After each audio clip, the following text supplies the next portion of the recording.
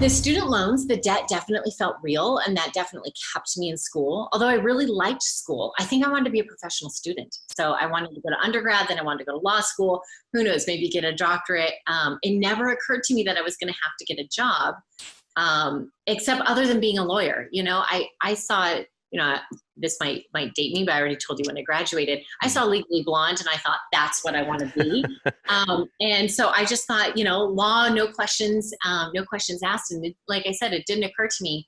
I took business calculus for fun and was tutoring calculus, bought my first car by tutoring calculus and languages.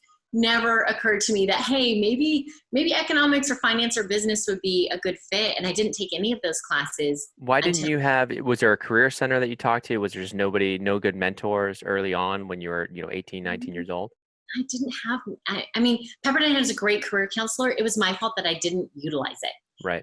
And these are mistakes that I learned and made up for during my MBA program. I was a completely different person, very proactive. But I think it's so common what you're saying. It's super common. People do not take advantage. Not that we kind of give career services a tough time on Wall Street Oasis because I think a lot of them don't really know how to prepare your resume for necessarily a management consulting or a banking job either. So it's not fair to them because they've never been in it either.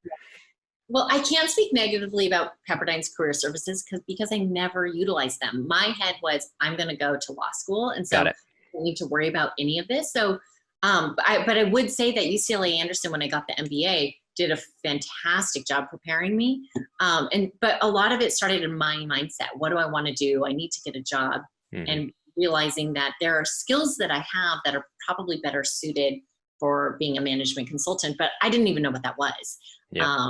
Just given my network. I feel like it's so many people just don't know what they don't know. And you just go through, you think, oh, law school, or, you're told either medicine, law school, or engineer, one of these things. Right. And especially for first generation college students who don't have the kind of the nuance of around what the sub industries are, all that really important stuff.